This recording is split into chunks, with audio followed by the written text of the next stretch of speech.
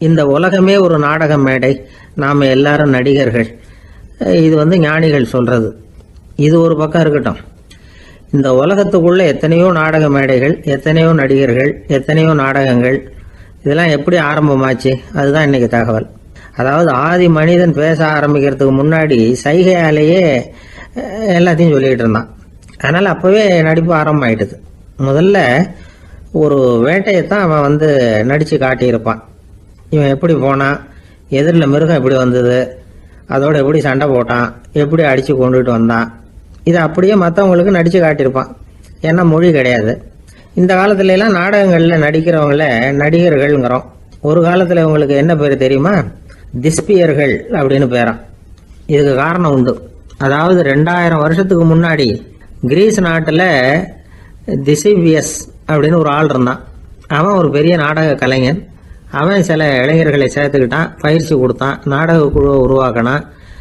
நடிகர்களையும் நாடகத்துக்கு தேவையான பொருள்களையும் ஏற்றிக்கிட்டு போகிறதுக்கு ஒரு வண்டியையும் தயார் பண்ணான். அந்த வண்டியிலேயே அவன் கிரேக்க நாடு பூராவும் சுற்றினான். ஊர் ஊராக நாடகம் போட்டான். ஒரு ஊருக்கு போனதும் அங்கே நாடகம் நடத்த தியேட்டர் இருக்கா அப்படிங்கலாம் பார்க்கறது இல்லை அவன். ஏன்னா அப்போலாம் தியேட்டர்னா என்னென்ன தெரியாது. நாடகம்னா அது ஒரு மூடிய கொட்டைக்குள்ளே தான் நடத்தணுங்கிறது அப்போ யாருக்குமே தோணலை. இந்த வண்டி போகும், அதுவே ஒரு பகுதி அப்படியே ஒரு மேடை மாதிரி விரிச்சிக்கும். அதில் ஏறி நின்றுக்கிட்டு நாடகத்தை நடித்து காட்டுவாங்களாம். மக்கள்லாம் எதிரில் தரையில் உட்காந்து அதை பார்த்துக்கிட்டு இருக்கிறது. உலகத்தின் முதல் நடமாடும் தியேட்டர் இதுதானா. இந்த திசிபியஸ் தான் முதலாக உலகத்தில் நாடகம்ங்கிற பொழுதுபோக்கை நடத்தி காட்டினவன் அப்படின்னு சொல்கிறாங்க. அவன் சொந்தமாக நாடகம் எழுதுனா, நடித்தான், நாடகத்தை இயக்கினான். அதனால தான் அவனை first man of the theatre அப்படின்னு சொல்லுவாங்க. அவன் தான் நாடக மேடையின் முன்னோடி. கிரேக்கர் காலத்திலேயே நாடக ஆசிரியர்கள், நடிகர்கள், ரசிகர்கள் இவங்கெல்லாம் உருவாயிட்டாங்களாம். நாடகத்தின் சரித்திரத்தில் இந்த 3 பிரிவும் ரொம்ப முக்கியம். அதாவது கிரேக்க தியேட்டர்கள்லாம் திறந்த வெளி மேடைகள் தான். பெரும்பாலும் மலைச்சரிவுகள், அதுவே படிப்படியாக பண்ணியிருப்பாங்க. கீழே அரைவட்ட வடிவில் மேடை, அதுக்கு ஆர்கெஸ்ட்ரான்னு பேர். பிற்காலத்தில் இதில் உட்காந்து இசைக்குழுவினர் வாய்ச்சதுனால இசைக்குழுவுக்கே ஆர்கெஸ்ட்ராங்கிற பேர் வந்துட்டுது. இப்போ கிரேக்க தியேட்டர்களில் ஒன்று, அதோட காலம் கிமு 340. அதை இன்னமும் பாதுகாத்து வச்சிருக்கிறாங்களாம். எபிடாரஸ் அப்படிங்கிற இடத்துல அது இருக்குதான். இன்னமும் அந்த தியேட்டரை பயன்படுத்திக்கிட்டு வர்றாங்களாம். சிறந்த கிரேக்க நாடகங்கள்லாம் அங்கே நடிக்கிறாங்களாம். ஆரம்ப காலத்திலேயே கட்டணம் கிடையாது. அப்புறம் பின்னாடி தான் நுழைவு கட்டணம்லாம் அப்படியே வந்துட்டு தான். நடிகர்கள் பளபளப்பான ஆடைகள் உடுத்தி இருப்பாங்களாம். இந்த குதிகால் உயர்ந்த காலணிகள் போட்டிருப்பாங்களாம். இதெல்லாம் பழைய குறிப்புகள். பலவிதமான உருவங்களில் மாஸ்க் அப்படின்னு சொல்லப்படுற முகமூடி. அதனால ஒரே நடிகர் பல வேடங்களில் நடிக்கிறது உண்டான். ஆரம்பத்தில் பெண் நடிகர்கள் கிடையாது, எல்லாம் ஆண் நடிகர்கள் தான். ரோமானியர்கள் தான் முதல் நிரந்தர நாடக மேடையை கட்டினவங்க. அதுதான் முதல் தியேட்டர். கிமு 1048 காலகட்டத்தில் பாம்பிங்கிற நகரத்தில் அதை கட்டியிருக்கிறாங்களாம். கிரேக்க ரோமானிய தியேட்டர்களின் அடிப்படையிலேயே இந்த இத்தாலிய வடிவ அமைப்பாளர்கள் இந்த குதிரை லாட வடிவில் ஒரு ஆடிட்டோரியத்தை உருவாக்கினாங்களாம். இப்படி அதை பற்றி நிறைய தகவல் இருக்குது. 1576 லண்டனில் இந்த வின்ஸ்பர்ரி, அப்புறம் இந்த பில்ட்ஸில், அப்புறம் ஜேம்ஸ் இப்படிங்கிறவர் முயற்சியால் தான் இங்கிலாந்தில் முதல் தியேட்டர் உருவாச்சான். அப்படி ஒருத்தர் இருந்தாராம். உலக நாடக மேடையின் வரலாறு இதுதான். அதாவது இப்பெல்லாம் அறிவியல் வளர்ச்சி அதிகமாயிட்டுது. திரைப்படம், தொலைக்காட்சி எல்லாம் வந்தாச்சு. ஒவ்வொரு வீடுமே ஒரு குட்டி தியேட்டர் மாதிரி ஆயிட்டுது. தொலைக்காட்சி முன்னாடி உட்காந்து எழுந்திருக்கவே மனசு வர்றதில்லை. ஒரு அம்மா ஒரு மனோதத்துவ டாக்டரை தேடிட்டு வந்தாங்களாம் இந்த காலத்தில். டாக்டர், எங்கள் வீட்டுக்காரர் எப்போ பார்த்தாலும் டிவி முன்னாடி உட்காந்துக்கிட்டு அதையே வெறிச்சு பார்த்துக்கிட்டு இருக்கிறார், உத்து பார்த்துக்கிட்டு இருக்கார், எனக்கு சந்தேகமாக இருக்குன்னாங்களாம். இது மனக்கோளாறு இல்லைங்க, ஆர்வ கோளாறு, அவ்வளவுதான், இதுக்காக பயப்படாதீங்கன்னாராம் டாக்டர். அப்படி இல்லை டாக்டர், டிவி ஓடும் பொழுது நாம எல்லாம் அதை பார்க்குறோம் சரி, ஆனால் அவர் அப்படி இல்லை, டிவியை நிறுத்தினதுக்கு அப்புறமும் அதையே உத்து பார்த்துட்டு உட்காந்துருக்கிறார், அதனால தான் சந்தேகப்பட்டு உங்ககிட்ட வந்தேன் அப்படின்னாங்களாம். ஒரு பெரியவர்கிட்ட பேசிக்கிட்டு இருந்தேன். அவர் என்கிட்ட ஒரு கேள்வி கேட்டார். திருடர்கள் எத்தனை வகை தெரியுமா உனக்கு அப்படின்னார். இதுதான் அவர் கேட்ட கேள்வி. எதுக்காக என்ன பார்த்து அந்த கேள்வி கேட்டாரு தெரியல. இருந்தாலும் நான் அவருக்கு பதில் சொன்னேன். திருடர்களில் எத்தனையோ வகை உண்டுங்க. கார் திருடன், சைக்கிள் திருடன், முகமூடி திருடன், எப்படி சொல்லிகிட்டே போகலாம். இருந்தாலும் என்னுடைய சிற்றறிவுக்கு எட்டின வரையில் திருடர்களை 2 வகையாக பிரிக்கலாம் அப்படின்னு நினைக்கிறேன். ஒன்று ராத்திரியில் திருடுற திருடன், இன்னொருத்தன் பகலில் திருடுற திருடன். அதாவது பகல் திருடன், ராத்திரி திருடன் அப்படின்னு பெரியவர் சிரிச்சார். என்ன சிரிக்கிறீங்களே, என்ன கள்வர்கள் 4 வகை அப்படின்னு ஆரம்பித்தார். எப்படின்னு கேட்டேன். சாப்பாட்டுக்கு இல்லாமல் திருடுறாங்க பாருங்க, அது ஒரு வகையான். சாப்பாட்டுக்கு இருந்தும் திருடுறாங்க பாருங்க, அது ஒரு வகையான். இதை தவிர இன்னும் ஒரு 2 வகை திருட்டு உண்டு. அது என்னன்னா, ஆண்டவன் கிட்ட இருந்து நாம திருடுற திருட்டு, இன்னொன்று என்னன்னா நம்ம கிட்ட இருந்து ஆண்டவன் திருடுற திருட்டு அப்படின்னார். எனக்கு ஒன்றும் புரியல. என்ன சார் இது, ஆண்டவனையே வந்து திருடன்னு சொல்றீங்களே அப்படின்னு ஆச்சரியமா. ஆமாங்க, ஆண்டவனை வந்து கள்வன்னு சொல்றது இல்லையா. காஞ்சிபுரத்துக்கு பக்கத்தில் திருக்கார்வனம் அப்படின்னு ஒரு ஊர் இருக்கு. அங்கே உள்ள பெருமாளுக்கு வந்து கள்வர்னு தான் பேர். அது மட்டும் இல்லை, திருமங்கை ஆழ்வார் தம்முடைய திருநெடுந்தாண்டகத்தில் கார்வனத்துள்ளாய் கல்வா அப்படின்னு தான் அழைக்கிறார். அப்படின்னு நிறைய உதாரணம்லாம் சொல்ல ஆரம்பித்தார். அதுக்கப்புறம் அவர்கிட்ட பேசி நான் புரிஞ்சுக்கிட்ட விவரங்களை தான் இப்போ உங்ககிட்ட சொல்ல போகிறது. அதாவது அவர் சொன்ன முதல் வகை திருடர்கள் வந்து சாப்பாட்டுக்கு இல்லாமல் திருடுறவங்க. இவங்களை வந்து திருத்தி போடலாம். சாப்பாட்டுக்கு இருந்தும் பணம் சேர்க்கணுங்கிற ஆசையால் பொய் கணக்கெல்லாம் எழுதுறாங்க பாருங்க, அவங்க தான் 2வது வகை. 3வது வகை திருட்டு தான் மிகப்பெரிய திருட்டு. இறைவனுக்கு சொந்தமானதை நம்முடையதுன்னு நினைக்கிற திருட்டு. எது இறைவனுக்கு சொந்தமானது அப்படின்னா ஆத்மா. பகவானுக்கு சொந்தமான ஆத்மாவை நம்முடையதுன்னு நினைக்கிறது தான் அந்த மாபெரும் திருட்டு. இதுக்கு பேர் தான் ஆத்மாபகாரமா. சரி, இதுக்கு பரிகாரம் என்ன? எல்லாம் இறைவனுடையது, நமக்கு ஒன்றும் இல்லை அப்படின்னு நினைக்கிறது தான் இதுக்கு பரிகாரம். இதெல்லாம் இருக்கட்டும். 4வது திருட்டு ஒன்று சொன்னோம்ல, ஆண்டவன் நம்மகிட்ட இருந்து திருடுறது. அது எப்படி? ஆண்டவனை வந்து கள்வன்னு சொல்றாங்க, அது சரி. அவர் என்னத்தை திருடினார்? இப்போ இன்னொருத்தருக்கு சொந்தமான ஒன்றை எடுத்து வச்சுக்கிறது தான் கள்ளத்தனம். ஆனால் ஆண்டவன் எடுத்துக்கிட்டோம்னா இருக்கிறது எல்லாமே அவனுக்கு சொந்தம். அப்படி இருக்கிறப்போ அவரை எப்படி கள்வன்னு சொல்றது? இது என்ன புரியாமல் இருக்குதே அப்படின்னு சொல்லி பார்த்தா அதுக்கும் விளக்கம் சொல்றாங்க அவங்க. அதாவது ஆண்டவனுக்கு வந்து உருவமே கிடையாது, அரூபமாக இருக்கிறவன், அதாவது உருவம் இல்லாமல் இருக்கிறவன். அப்படி உள்ள பகவான் வந்து நம்மளை மாதிரி உருவத்தில் இருக்கிறான். நம்மளை மாதிரியே கையை காலு மூக்கெல்லாம் இருக்குது ஆண்டவனுக்கு. இந்த உருவம் நம்மகிட்ட இருந்து திருடினது தானே. அவன் வந்து தன்னுடைய உண்மையான திருமேனியை வந்து நமக்கு காட்டாம, அதாவது தரிசனம் கொடுக்காம இருக்கிறது கள்ளத்தனம் தானே. அதனால தான் இதுவும் ஒரு பெரிய திருட்டு, இருக்கிறதுலேயே மிகப்பெரிய திருட்டு அப்படிங்கிறார். என்கிட்ட பேசிக்கிட்டு இருந்தார், இந்த விஷயம்லாம் சொல்லிட்டு இருந்தாரு இந்த பெரியவர். அதாவது திருட்டை வந்து ஆன்மீக நோகத்தில் அவர் பார்க்குறார். நம்ம பார்வையில் இதை விட அபூர்வமான திருட்டுலாம் இங்கே உண்டு. அபூர்வமான திருடர்களும் உண்டு. ஒரு திருடன் சிறையிலிருந்து விடுதலையாகி வெளியில் போனான். கொஞ்ச நாளில் மறுபடியும் திரும்பி ஜெயிலுக்கு வந்துட்டான். அப்போது சிறை அதிகாரி அவனுக்கு வந்து அறிவுரை சொன்னாராம். ஏன்பா இப்படி அடிக்கடி தப்பு பண்ணிவிட்டு ஜெயிலுக்கு வந்துடுறியே, உனக்கு சொந்த பந்தம் எதுவும் இல்லையா? உனக்கு அப்பா அண்ணன் தம்பிகள் அவங்க கூட எல்லாம் சேர்ந்து வாழணுங்கிற ஆசை இல்லையா அப்படின்னு கேட்டிருக்கார். அவங்களோட சேர்ந்து வாழணுங்கிற ஆசை எனக்கு நிறைய உண்டுங்க சார் அப்படின்னு அவன். அப்புறம் எதுக்கு இப்படி ஜெயிலுக்கு வந்துடுற அப்படின்னாரான் அவர். அவங்க எல்லாருமே இங்கே தானே சார் இருக்காங்க அப்படின்னு அவன். நம்மக்கிட்ட ஒருத்தன் தப்பாக நடந்துக்கிட்டானா உடனே நாம் என்ன செய்வோம்? கையை ஓங்கிட்டு அவனை அடிக்க போவோம். நாம் அவங்ககிட்ட அவனை விட ஒருபடி மேலாக தப்பாக நடந்துக்குவோம். ஆனால் பெரியவங்கள்லாம் அப்படி நடந்துக்கிறது இல்லை. இன்னா செய்தாரை ஒருத்தல் அவர் நாண நன்னயம் செய்து விடல் அப்படின்னு வள்ளுவர் சொல்லியிருக்கார் இல்லையா. அதுக்கு தகுந்த மாதிரி நடந்துக்குவாங்க. பாயசித் விஸ்தாமிங்கிறவர் ஒரு பெரிய ஞானி. அவர் ஒரு நாள் ராத்திரி ரொம்ப நேரம் மசூதியில் இருந்துட்டு வீட்டுக்கு திரும்பி வந்துகிட்டு இருக்கிறார். வழியில் ஒரு குடிகாரன், அவன் கையில் ஒரு இசைக்கருவி, அதை கண்ணா பின்னான்னு மீட்டிக்கிட்டு வாய்க்கு வந்தபடி என்னத்தையோ பாட்டுன்னு நினச்சிக்கிட்டு பாடிக்கிட்டு அவன் பாட்டுக்கு கிடக்கிறான் வழியில். அதோடு இருந்தாலும் பரவாயில்ல, அந்த பக்கமாக வழியில் போகிறவங்க வர்றவங்களையெல்லாம் பார்த்து கண்ணா பின்னான்னு திட்டிக்கிட்டு இருக்கிறான், ரொம்ப வளர்க்குறான். பாயசித் பிஸ்தாமிங்கிற அந்த பெரியவர் அந்த வழியாக போகிறார். அவனை பார்க்குறார். அவனுடைய நிலைமையை பார்த்துட்டு பரிதாபப்படுறார். ஏன்பா இது மாதிரிலாம் நடந்துக்கிற, இப்படி நடக்கலாமா அப்படின்னு ஏதோ கொஞ்சம் புத்திமதி சொல்கிறதுக்கு ஆரம்பித்தார். அவனுக்கு கோபம் வந்துட்டுது. கையில் வச்சிருந்த வாத்திய கருவி அதால் ஓங்கி அந்த பெரியவர் தலையில் ஒரு அடி கொடுத்தான். ரத்த காயம் ஏற்பட்டு போச்சு.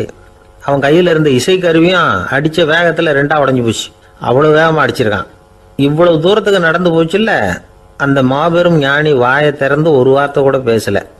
பேசாமல் தலையை பிடிச்சிக்கிட்டு அவர் பாட்டுக்கு போயிட்டார். மறுநாள் அந்த பெரியவர் என்ன பண்ணார் தெரியுமா?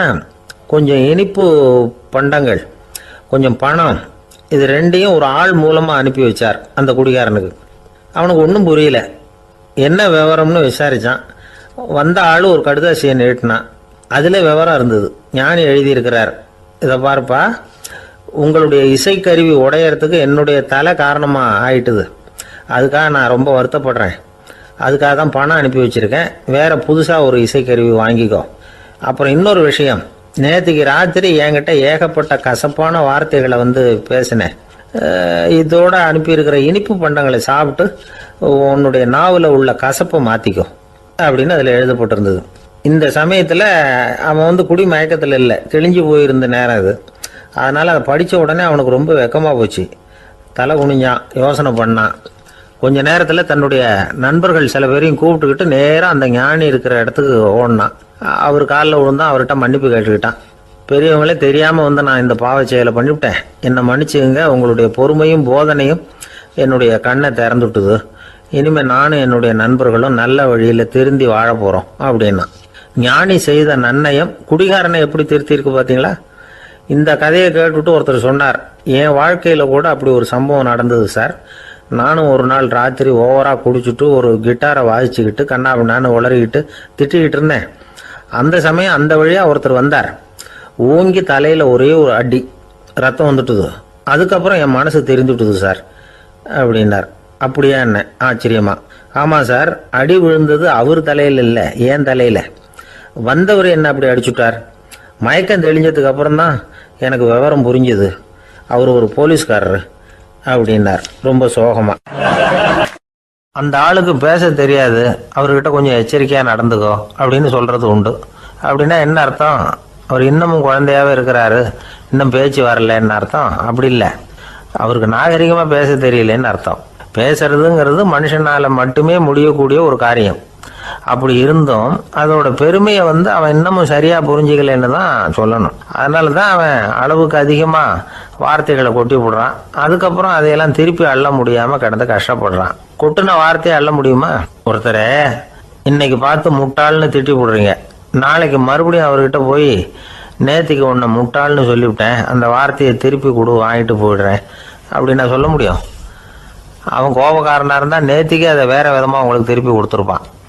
உலகத்தில் எவ்வளவோ ஜீவராசிகள் இருக்குது, அதுக்கெல்லாம் வாய் இருக்குது. அந்த வாயெல்லாம் எதுக்கு உபயோகம்? சாப்பிட்றதுக்காக.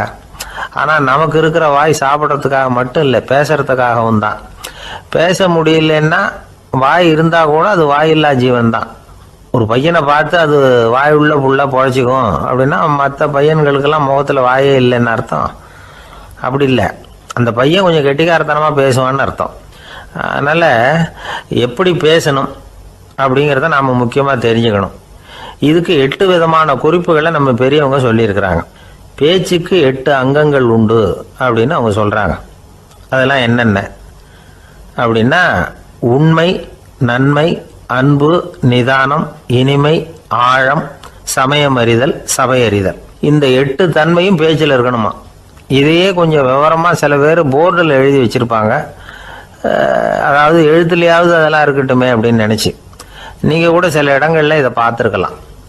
அதாவது உண்மையே பேசுக, நன்மையே பேசுக, அன்பாக பேசுக, நிதானமாக பேசுக, இனிமையாக பேசுக, ஆழமுடையதாக பேசுக, சமயமறிந்து பேசுக, சபையறிந்து பேசுக, இப்படி எழுதி வச்சுருப்பாங்க. இந்த 8 அம்சமும் சரியாக பொருந்தி இருந்தால் தான் அது பேச்சு. மற்றதெல்லாம் பேச்சாகிடாது. பேச்சு ஒரு சிறந்த கலை. எல்லாத்தையும் விட பேசாமல் இருந்தும் பழகணும், அது ரொம்ப முக்கியம். உண்மையே பேசணும். சத்தியத்துக்கு மதிப்பு கொடுக்குறவங்கள தான் சரித்திரம் மதிக்கும். உண்மை பேசினா மட்டும் போதாது, அந்த உண்மையில் நன்மை கலந்துருக்கணும். கொலைகாரனுக்கு பயந்துக்கிட்டு ஒருத்தன் உங்கள் வீட்டுக்குள்ளே ஒளிஞ்சிருக்கிறான். அந்த முரட்டு ஆசாமி கையில் அறிவாளோடு அவன் இங்கே வந்தானான்னு உங்ககிட்ட கேட்குறான்னு வச்சுங்க. உண்மைதான் உயர்வு தரும் அப்படின்னு நினச்சிக்கிட்டு, ஆமாம் உள்ளே தான் இருக்கிறான், அடுப்பங்கரையில் குதிருக்கு பின்னாடி உட்காந்துருக்கிறான், போய் பிடிச்சிட்டு போங்க அப்படின்னு நான் சொல்லுவீங்க. அது நன்மை இல்லாத உண்மை. அதனால பிரயோஜனம் கிடையாது. அதே மாதிரி உங்க பேச்சில் அன்பு இருக்கணும், நிதானம் இருக்கணும், இனிமை இருக்கணும், சிந்தித்து பேசணும். சமயம் அறிந்து பேசுறதும் முக்கியம். அதை பத்தி நமக்கு வேற யாரும் சொல்லிக் கொடுக்க வேண்டியதில்லை. எந்த நேரத்தில் யாருக்கிட்ட எப்படி பேசினா காரியம் நடக்கும் அப்படிங்கிறது நமக்கு நல்லா தெரியும். அது கைவந்த கலை. அவை அறிந்து பேசுற திறமை பேச்சாளர்களுக்கு ரொம்ப அவசியம். அது இல்லைன்னா நிலைமை பரிதாபமாயிடும். ஒரு பேச்சாளர் ரொம்ப மும்முரமா பேசிக்கிட்டே இருந்தாராம். ரொம்ப நேரம் நிறுத்தவே இல்லை, பேசிக்கிட்டே இருக்கிறார். சபையில் இருந்தவங்கலாம் ஒவ்வொருத்தரும் எழுந்திரிச்சு போய்கிட்டே இருக்கிறாங்க. கடைசியில் 2 பேர் தான் அக்கறையா பேசுகிறவரை கவனிச்சுட்டு உட்காந்துருந்தாங்களாம். மேடையில் பேசிக்கிட்டு இருந்தவர் அவங்கள பார்த்து சொன்னாராம், எனக்கு கூட்டம் முக்கியம் இல்லை, எவ்வளவு பேர் என் பேச்சை கேட்குறாங்க அப்படிங்கிறது முக்கியம் இல்லை. நீங்கள் 2 பேராவது ஊக்கமாக என்னை கவனிச்சுக்கிட்டு உட்காந்துருக்குறீங்க, அது போதும். உங்களுக்காகவே நான் பேசிக்கிட்டு இருக்கிறேன் அப்படின்னார். இதை கேட்டதும் உட்காந்துருந்த 2 பேரில் ஒருத்தர் எழுந்திருச்சு, அப்படி இல்லைங்க, நாங்கள் 2 பேரும் நீங்கள் பேசி முடித்த உடனே தொடர்ந்து பேச வேண்டிய ஆளுங்க, அதுக்காக தான் காத்துக்கிட்டு இருக்கிறோம், சீக்கிரம் முடிங்க அப்படின்னாங்களாம். ஒரு ஊரில் ஒரு புகழ்பெற்ற பத்திரிகையாளர் இருந்தார். அவர் ஒரு நாள் திடீர்னு இறந்து போயிட்டார். அதுக்கப்புறம் நேராக சொர்க்கத்துக்கு போனார். சொர்க்கத்தின் வாசலில் நின்றுகிட்டு இருந்த ஒருத்தர் அவரை தடுத்தார். இதை பாரு, ஏற்கனவே இங்கே 12 பத்திரிகையாளர்கள் இருக்கிறாங்க, அவங்களுக்கே இங்கே வேலை இல்லை. அதுக்கு என்ன காரணம்னா, சொர்க்கத்தில் திடுக்கிடும் செய்திகள்லாம் ஒன்றும் கிடையாது, அப்படி என்ன இருக்க போகுது இங்கே எல்லாம் அது ஒழுங்காக நடந்துகிட்டு இருக்கோம். எல்லாம் ஒழுங்காக நடந்தால் பத்திரிகைகளுக்கு சுவாரஸ்யமான கொலை கொள்ளை தீ வைப்பு இது மாதிரி எதுவும் இங்கே இல்லை. ஏற்கனவே இங்கே இருக்கிறவங்க எல்லாரும் மரத்தடியில் உட்காந்துக்கிட்டு தியானம் பண்ணிகிட்டு இருக்கிறாங்க. அந்த ஒரே செய்தி தான் தினமும் இங்கே வந்துக்கிட்டு இருக்குது. அதை படிக்கிறதுக்கே இங்கே ஆள் கிடையாது. அதனால் நான் என்ன சொல்கிறேன்னா, நீ பேசாமல் நரகத்துக்கே போயிடு. அங்கே எவ்வளவோ நிகழ்ச்சிகள் நடந்துக்கிட்டு இருக்கு, அங்கே தான் அதிகமான பத்திரிகையாளர்கள் தேவைப்படுறாங்க, அங்கே உனக்கு நிறைய வேலை இருக்கும், அதை செய்கிறதில்ல நீயும் மகிழ்ச்சியாக இருக்கலாம் அப்படின்னு சொன்னாராம். அங்கே அந்த சொர்க்கத்தின் வாசலில் நின்றுக்கிட்டு இருந்தவர். இந்த பத்திரிகையாளர் அங்கேயே நின்று கொஞ்சம் யோசனை பண்ணார். இவருக்கு சொர்க்கத்திலே இருக்கணும்னு தான் ஆசை. அதனால் மெதுவாக அவர்கிட்ட பேசினாராம், ஐயா, என்னை ஒரு 24 மணி நேரம் இங்கே உள்ளே இருக்கிறதுக்கு அனுமதி கொடுங்க. இங்கே இருக்கிற பல பத்திரிகையாளர்களை எனக்கு தெரியும், அவங்களில் சில பேரை சமாதானப்படுத்தி மெதுவாக பேசி நரகத்துக்கு அனுப்பி வச்சுட்றேன். நான் இங்கே இருந்துக்கிறேன். உங்கள் கணக்குப்படி 12 பேருக்கு மேலே இங்கே தாண்டாது, அப்படி பார்த்துக்கிறேன் அப்படின்னாராம். அவரும் யோசனை பண்ணி பார்த்துட்டு, சரி அப்படியே உனக்கு அனுமதி கொடுக்குறேன், ஆனால் ஒரு விஷயம், 24 மணி நேரம் தான் அனுமதி, அதுக்குள்ளே எல்லாம் நடக்கணும் அப்படின்ட்டுருக்கார். சரின்னு சொல்லிவிட்டு இந்த பத்திரிகையாளர் உள்ளே போனார். யோசனை பண்ணார், திட்டம் போட்டு ஒரு பொருளையை கிளப்பி விட்டார். சக பத்திரிகையாளர்கள் எல்லாம் கூப்பிட்டு சொன்னாராம், இதை பாருங்க, நரகத்தில் ஒரு பெரிய தினசரி பேப்பரை கொண்டுகிட்டு வர்றதுக்காக திட்டம் போட்டுக்கிட்டு இருக்காங்க. அதுக்கு பல அதிகாரிகள் தேவைப்படுறாங்க, நிறைய சம்பளம் கிடைக்கும். யார் யாரெல்லாம் நரகத்துக்கு போக ஆசைப்படுறாங்களோ அவங்கெல்லாம் போகலாம் அப்படின்னு ஒரு பொருளையை கிளப்பி விட்டார். 24 மணி நேரம் கழித்து வாசல் பக்கம் போனார். அங்கே இருந்தவர்கிட்ட எத்தனை பேர் வெளியேறினாங்கன்னு விசாரிச்சாராம். அப்போ அவர் இவரை, நீ வெளியே போகக்கூடாது, முதல்ல உள்ளே தான் இருக்கணும் அப்படின்னு தடுத்தாராம். அப்புறம் சொன்னாராம், நீ சொன்ன செய்தியை கேட்டதும் இங்கே இருந்த எல்லா பத்திரிகையாளர்களுமே நரகத்துக்கு போயிட்டாங்கப்பா, உள்ளே யாருமே இல்லை, அதனால் நீ உள்ளே இருக்கலாம் அப்படின்னாராம். இதை கேட்டதும் இந்த பத்திரிகையாளரே குழம்பி போயிட்டார். ஒருவேளை உண்மையிலேயே நரகத்தில் புதுசாக பத்திரிகை ஏதாவது ஆரம்பிக்க போகிறாங்களோ அப்படின்னு அவரே நினைக்க ஆரம்பிச்சிட்டாராம். அப்புறம் சொன்னாராம், ஐயா என்னை விட்டுருங்க, நான் நரகத்துக்கே போயிடுறேன், அங்கே ஏதோ விசேஷம் இருக்கணும் அப்படின்னாராம். இல்லைன்னா இத்தனை பேரும் ஒட்டு மொத்தமாக அங்கே போகிறதுக்கு சான்ஸே இல்லை, என்னை தடுக்காதீங்கன்னு கெஞ்ச ஆரம்பிச்சிட்டாராம். மற்றவங்க நம்பணுங்கிறதுக்காக ஒரு பொருளையை கிளப்பி விட்டார். கடைசியில் தானே அந்த பொருளைக்கு ஆளாயிட்டார். அதாவது பிறரை ஏமாற்றிய அவரது மனம் கடைசியில் அவரையே ஏமாற்ற ஆரம்பிச்சுட்டு பாருங்க. நீங்க இப்படி அடுத்தவங்களை ஏமாத்துறதுக்கு உங்க மனசை பழக்கப்படுத்துறீங்க, ஆனா கடைசியில் அதனால நீங்களே ஏமாற்றப்படுகிறீர்கள் அப்படிங்கிறது பெரியவர்களுடைய புத்திமதி. அதனால உங்க மனசுகிட்ட ரொம்ப எச்சரிக்கையா இருங்கோ அப்படிங்கிறாங்க. நம்ம ஆளுங்க அங்கே போய் என்ன சொல்லுவாங்கன்னா, இந்த பாரு அங்கே போகாத இங்கே போகாதேன்னு பயமுறுத்துறது உண்டு. சில பேர் அங்கே பேய் இருக்குது, பிசாசு இருக்குது அப்படின்னு பொருளையை கிளப்பி விடுறது உண்டு. இருட்டு நேரம் காட்டு வழியாக ஒருத்தன் போய்கிட்டு இருக்கிறான். அங்கே பேய் பிசாசு நடமாட்டம் இருக்கிறதாக வதந்தி. இவன் பயந்துக்கிட்டே வேகமாக போகிறான். காடு முடிஞ்சு மெயின் ரோட்டுக்கு வந்து சேர்ந்தான். அப்பாடா, ஒரு பஸ்ஸு நின்றுட்டு இருக்கு தனியாக, இருட்டில் லேசாக தெரிஞ்சுது. ஓடி போய் ஏறி உள்ளே உட்காந்துக்கிட்டான். பயந்துக்கிட்டே போனவன் அப்புறம் தான் தெரியுது உள்ள யாருமே இல்லை, டிரைவரும் இல்லை, கண்டக்டரும் இல்லை, வேற யாரும் இல்லை. இவனுக்கு பேய் பயம் அதிகமாக போட்டுது. ஏன்னா நடு ராத்திரி, இந்த நேரம் பார்த்து அந்த பஸ்ஸு தானே நகர ஆரம்பிச்சுதான். இவனுக்கு இன்னும் பயம் அதிகமாக போட்டுது. ஏன்னா டிரைவர் சீட்டு காலியாக இருக்கு, பஸ்ஸு நகருது. இவன் உடம்பு பூரா நடுங்க ஆரம்பிச்சுட்டுது. வீல்னு கத்தலாமான்னு பார்த்தான். அந்த நேரம் பார்த்து அவன் தோளில் ஒரு கை விழுந்துதான். திடுக்கிட்டு திரும்பி பார்த்துருக்குறான். அங்கே டிரைவர் நிற்கிறார். அவர் சொன்னாராம், ஏன்பா ஏற்கனவே பஸ்ஸு பிரேக் டவுன், நாங்கள்லாம் பின்னாடி இறங்கி நின்று தள்ளிட்டு இருக்கிறோம், நீ மட்டும் ஜாலியாக ஏறி உக்காந்துக்கிட்டியா, இறங்கி வந்து தள்ளுப்பா அப்படின்னாராம். ஒரு ஊரில் ஒரு துறவி இருந்தார், புத்த சமய துறவி. அந்த ஊர் மன்னன் அவரை பற்றி கேள்விப்பட்டிருக்கான். ஒரு நாள் புறப்பட்டு போனான். துறவியின் பாதங்களை தொட்டு வணங்கினான். அதுக்கப்புறம் சொன்னான், ஐயா, நான் உங்களை அரண்மனைக்கு அழைச்சிட்டு போகிறதுக்காக வந்திருக்கிறேன். இனிமேல் நீங்கள் இங்கே எதுக்கு இருக்கணும் அப்படின்னானா. அவன் மனசுக்குள்ளே என்ன நினைப்புன்னா, இவர் எங்கே வர போகிறாரு, நான் ரொம்ப எளிமையானவன், எனக்கு எதுக்கு அரண்மனை வாசம்னு சொல்லி விடுவார் அப்படின்னு நினச்சிருக்கான். ஆனால் அந்த துறவி என்ன பண்ணார் தெரியுமா? அப்படியா, சரி போகலாம், வா, போய் உன் ரதத்தை கொண்டுட்டு வா, அரண்மனைக்கு போகும்பொழுது அதுக்கு தகுந்த மாதிரி ஆடம்பரமாக போகணும் அப்படின்னு விட்டாரான். துறவி இப்படி சொன்னதும் அந்த மன்னனுக்கு மனசுக்குள்ளே சந்தேகம் வந்துட்டுது. இவர் உண்மையிலேயே துறவி தானா, ஏமாத்து பேர் வழி மாதிரி தெரியுதே அப்படின்னு நினச்சிருக்கான். இருந்தாலும் இனிமேல் என்ன பண்ணுறது, சொல்லியாச்சு. ரதத்தை கொண்டுகிட்டு வந்தான். துறவி ஏறி உக்காந்தார். பக்கத்தில் ராஜா. அவர் ரொம்ப உற்சாகமாக வரார். இவன் ரொம்ப சோர்ந்து போய் வரான். துறவி மரத்தடியிலேயே வாழ்ந்து பழக்கப்பட்டவர், அரண்மனையில் எளிமையாக ஒரு இடத்துல உட்காந்துக்குவார் அப்படின்னு நினச்சான். ஆனால் அப்படி இல்லை. அரண்மனைக்கு வந்த உடனே அந்த துறவி அதை கொண்டுட்டு வா, இதை கொண்டுட்டு வான்னு சொல்லி உத்தரவு போட ஆரம்பிச்சுட்டார். அரண்மனையில் இருந்தால் அரசனை மாதிரி இருக்கணும் அப்படிங்கிறார். ராத்திரி பூரா சௌரியமாக தூங்கினார். பகலில் அரண்மனை தோட்டத்தில் உலாவ வேண்டியது, நீச்சல் குளத்தில் குளிக்க வேண்டியது, இப்படியே பொழுது போக்கிட்டு இருக்கிறார். அந்த அரண்மனையில் துறவி மகிழ்ச்சியாக இருக்கிறார். மன்னனால் அப்படி இருக்க முடியல. அவருக்கு எந்த கவலையும் இல்லை, இவனுக்கு அரசாங்க கவலைகள். துறவி அப்படி இருக்கிறத இவனால் தாங்கிக்க முடியல. ஒரு நாள் அவர்கிட்டே போய், நான் உங்ககிட்ட கொஞ்சம் பேசணும் நானா. துறவி பார்த்தார். நான் இந்த அரண்மனைக்கு வரும்பொழுதே நீ என்னமோ என்கிட்ட கேட்கணும்னு நினைச்ச, ஏன் கால தாமதம், நீ அனாவசியமாக உன்னையே தொந்தரவு பண்ணிட்டு இருக்கிற, நீ கவலையாக இருக்கேங்கிறது எனக்கு புரியுது. நான் மரத்தடியில் இருந்தப்போ கூட என்னை அடிக்கடி சந்திச்சுக்கிட்டு இருப்பேன், ஏதாவது விளக்கம் கேட்கறது உண்டு. இங்கே வந்த பிறகு என்னை சந்திக்கிறது கூட அபூர்வமாக போயிட்டுது. நீ இப்போ என்ன கேட்க போறேங்கிறது எனக்கு தெரியும், இருந்தாலும் கேள் அப்படின்னாராம். வேற ஒன்றும் இல்லைங்க, இப்போ உங்களுக்கும் எனக்கு என்ன வித்தியாசம், 2 பேரும் அரண்மனையில் தான் இருக்கிறோம். நீங்கள் மகிழ்ச்சியாக இருக்கிறீங்க, நான் அப்படி இருக்க முடியல. இவ்வளவுக்கும் நீங்கள் முன்னாடி இருந்தது மாதிரி இல்லை. தினமும் தங்கத்தேர் கேட்குறீங்க, உயர்தரமான ஆடைகள் அணிகிறீங்க, சுவையான சாப்பாடு. இப்படி இருக்கிறப்போ உங்களுக்கு எனக்கு என்ன வித்தியாசம்? இதுதான் மன்னனுடைய கேள்வி. இதுக்கு பதில் சொல்கிறேன், என் கூட புறப்பட்டு வா, இந்த நகரத்துக்கு வெளியில் போவோம் அப்படின்னு சொல்லி அரசனை கூப்பிட்டுக்கிட்டு ஊர் எல்லைக்கு சேர்ந்தார் துறவி. அங்கே போய் சொன்னார், இதை பாருப்பா, இந்த இடத்த தான் தேடிக்கிட்டு இருந்தேன், இனிமே நான் திரும்பி வரப்போறதில்ல, நீ என்னோட வர்றியா திரும்பி போறியா அப்படின்னார். நான் எப்படிங்க உங்கள் கூட வர முடியும், என்னுடைய நாடு, என்னுடைய சொத்துக்கள், மனைவி, மக்கள் எல்லாத்தையும் விட்டுட்டு எப்படிங்க வர்றதுன்னா.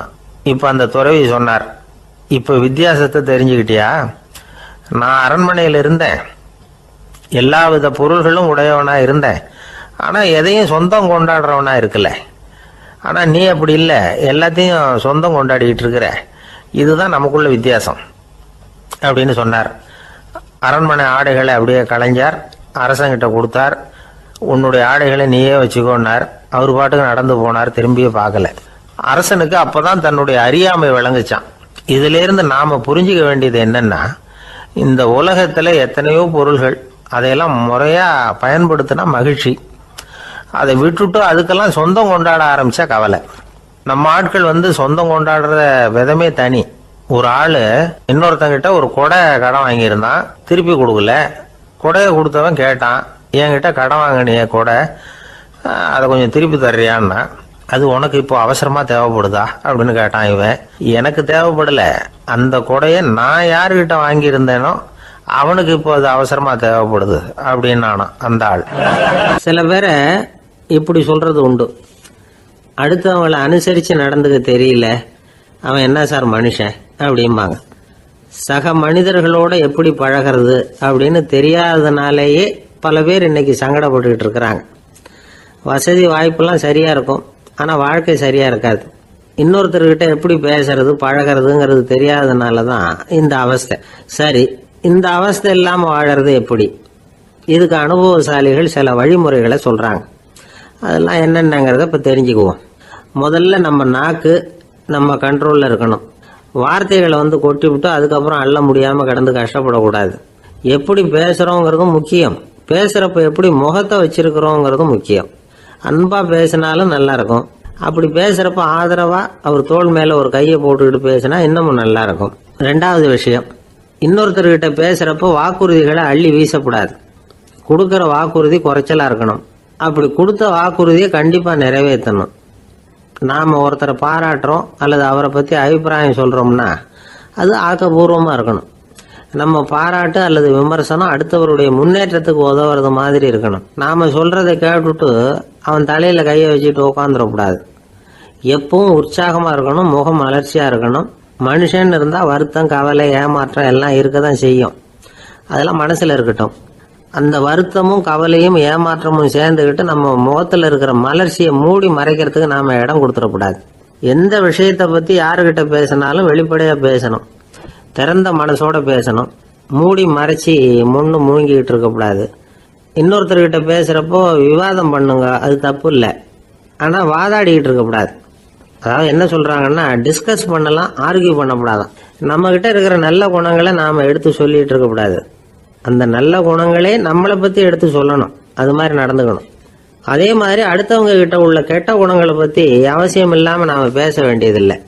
உங்களை பற்றி யாராவது தப்பாக பேசுகிறாங்களா, அப்படி அவங்க பேசுகிறதுல உண்மை இல்லையா அப்படின்னா அதை நீங்கள் பொருட்படுத்த வேண்டியதில்லை, விட்டுடலாம். அது தானாக போயிடும்.